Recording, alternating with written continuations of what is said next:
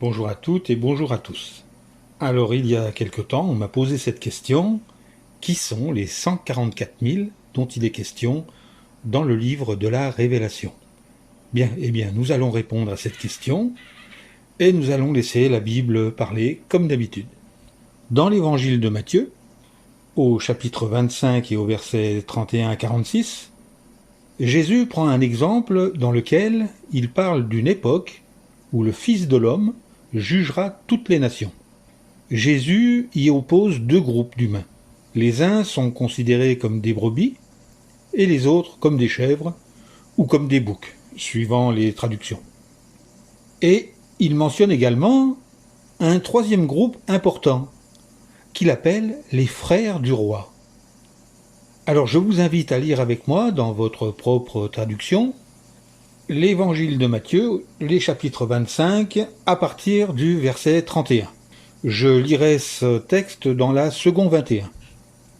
Il est écrit « Lorsque le Fils de l'homme viendra dans sa gloire, avec tous les saints anges, il s'assiera sur son trône de gloire. Toutes les nations seront rassemblées devant lui.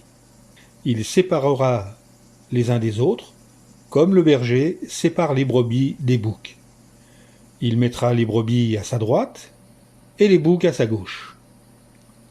Alors le roi dira à ceux qui seront à sa droite, « Venez, vous qui êtes bénis par mon Père, prenez possession du royaume qui vous a été préparé dès la création du monde.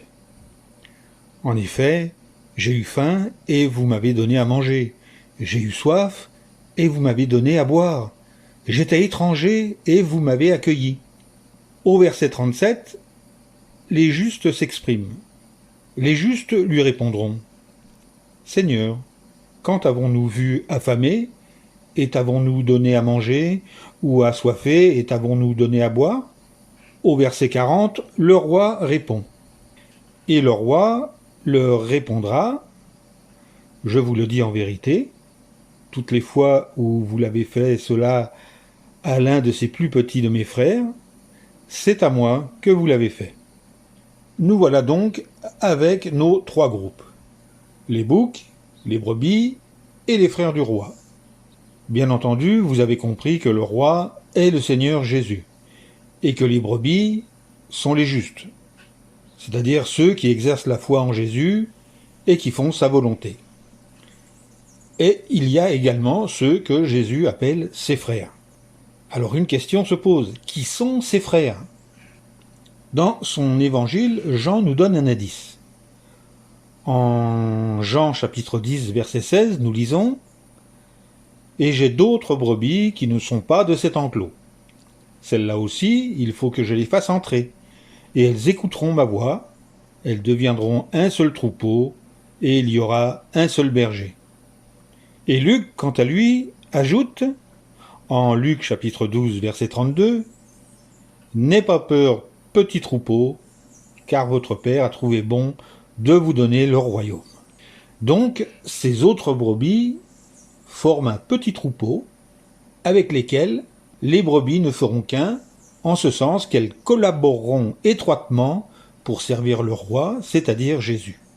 Notez que Luc précise que le Père a trouvé bon de donner le royaume à ce petit troupeau. On comprend donc que Dieu choisit un nombre limité de chrétiens fidèles qui, après leur mort, seront ressuscités pour vivre au ciel. D'ailleurs, lisons dans la première lettre de Pierre, au chapitre 1, les versets 3 et 4. « Loué soit le Dieu et Père de notre Seigneur Jésus-Christ, car dans sa grande miséricorde, il nous a donné une nouvelle naissance pour une espérance vivante grâce à la résurrection de Jésus-Christ d'entre les morts, pour un héritage qui est impérissable et qui ne peut ni se souiller, ni se flétrir. Il vous est réservé au ciel. » Évidemment, une fois qu'ils sont choisis, ils doivent préserver une foi et une conduite basées sur les principes chrétiens pour ne pas devenir indignes de recevoir leur héritage céleste. Selon Éphésiens chapitre 5, verset 5. Alors que feront ceux qui vont au ciel? Ils serviront comme rois et prêtres aux côtés de Jésus pendant 1000 ans. Lisons Révélation chapitre 20, le verset 6. Heureux et saints tous ceux qui ont part à la première résurrection. Sur eux, la deuxième mort n'a pas de pouvoir, mais ils seront prêtres du Dieu et du Christ, et ils régneront avec lui pendant les 1000 ans. Ils formeront un nouveau ciel, c'est-à-dire un gouvernement céleste qui régnera sur la nouvelle terre ou nouvelle société humaine. Ces dirigeants célestes aideront à rétablir les conditions justes que Dieu avait prévues à l'origine pour l'humanité. À ce propos, lisons dans la deuxième lettre de Pierre, le chapitre 3, le verset 13. Mais selon sa promesse, nous attendons un nouveau ciel et une nouvelle terre dans lesquelles la justice habitera. Alors, combien de personnes sont ressuscitées au ciel ? Eh bien, lisons dans le livre de la Révélation, au chapitre 7, le verset 4. Et j'ai entendu le nombre de ceux qui ont été scellés. 144 000, scellés de toutes les tribus des fils d'Israël. La Bible indique que 144 000 personnes seront ressuscitées pour la vie céleste. Dans la vision rapportée en Révélation chapitre 14, les versets 1 à 3, l'apôtre a vu l'agneau debout sur le mont Sion et avec lui 144 000 personnes. Dans cette vision, l'agneau représente Jésus ressuscité. Le mont Sion représente la position élevée de Jésus et des 144 000 qui règnent avec lui au ciel. Ceux qui sont appelés et choisis pour régner avec Christ dans le royaume sont appelés petits troupeaux, comme nous l'avons vu plus haut. D'ailleurs, si nous lisons, nous pouvons relire Luc chapitre 12, verset 32, où il est écrit « N'aie pas peur, petits troupeaux, car votre Père a trouvé bon de vous donner le royaume. » Cela montre qu'ils seront relativement peu nombreux par rapport au nombre total de brebis de Jésus, selon Jean chapitre 10, le verset 16. Examinons maintenant quelques idées reçues concernant ceux qui vont au ciel. Beaucoup croient que tous les bons vont au ciel. En réalité, Dieu promet la vie éternelle sur la terre, à la plupart des personnes qui font le bien. Selon Psaume chapitre 37, les versets 11, 29 et 34. D'ailleurs, Jésus a dit « Aucun homme n'est monté au ciel ». Jean chapitre 3, verset 13. Il a ainsi indiqué que des justes qui étaient morts avant lui, comme Abraham, Moïse, Job ou encore David, n'étaient pas montés au ciel. Lisons dans le livre des Actes, le chapitre 2, les versets 29 et 34. « Hommes frères, permettez-moi de vous parler avec franchise du chef de famille David.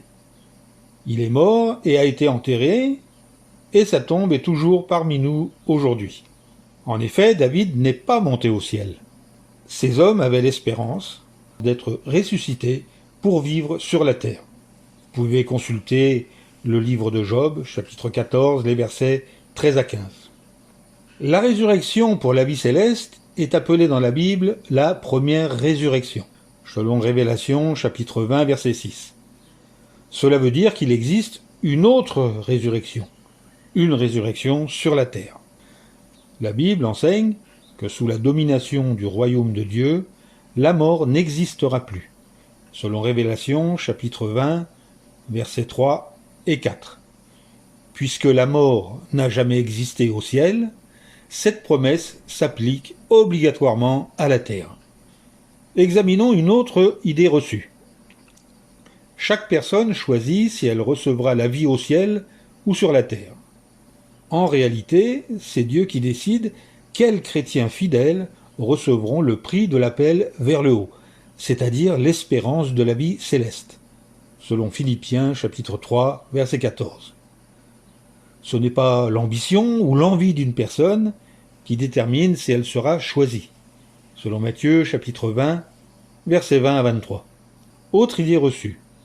Le nombre 144 000, mentionné dans la Révélation, est à prendre au sens symbolique et non littéral. En réalité, dans la Révélation, certains nombres, c'est vrai, sont symboliques, mais d'autres sont à prendre au sens littéral. Par exemple, il y est question des 12 noms, c'est-à-dire ceux des 12 apôtres de l'agneau. Ce nombre est à prendre au sens littéral, selon Révélation, chapitre 21, verset 14. Examinons les preuves permettant de conclure que le nombre 144 000 est bien à prendre au sens littéral.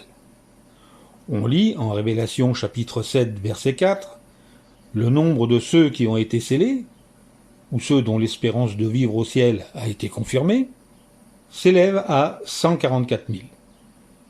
Selon le contexte immédiat de ce verset, un second groupe est mis en contraste. Une grande foule que personne ne pouvait compter. Cette grande foule reçoit aussi le salut de Dieu, selon Révélation chapitre 7, versets 9 et 10. Si le nombre 144 000 était symbolique et faisait référence à un groupe non dénombré, alors il n'y aurait plus de contraste entre les deux groupes. De plus, les 144 000 sont décrits comme étant achetés parmi les humains comme premiers fruits, selon Révélation chapitre 14, verset 4. L'expression « premier fruit » se rapporte à une petite quantité représentative. Ce mot est approprié pour décrire ceux qui régneront dans le ciel avec Christ sur un nombre indéterminé de sujets terrestres. Une petite précision sur la grande foule de Révélation, chapitre 7, versets 9 et 10. Cette grande foule apparaît au ciel dans une vision de Jean, et certains en déduisent que ces gens vivront au ciel. Ce n'est pas le cas, sans quoi le texte de Révélation chapitre 5, verset 10 n'aurait aucun sens. Lisons une nouvelle fois ce texte. « Et tu as fait d'eux un royaume et des prêtres pour notre Dieu, et ils doivent être rois et gouverner la terre. » Je répète, gouverner la terre. On lit ici que les 144 000 cohéritiers du Christ doivent gouverner la terre. Vont-ils gouverner une terre vide? Bien sûr que non. Et comment le sait-on? Eh bien, lisons ce psaume bien connu, au chapitre 37 et au verset 29, où il est écrit « Les justes posséderont la terre, et ils y vivront éternellement. » Le texte est clair. Les 144 000 régneront sur les justes, qui vivront sur la terre après la bataille d'Armageddon. Voilà, cet exposé est terminé. Je vous dis à bientôt pour une nouvelle vidéo, mais en attendant, soyez béréens, contrôlez toutes choses et creusez la parole de Dieu.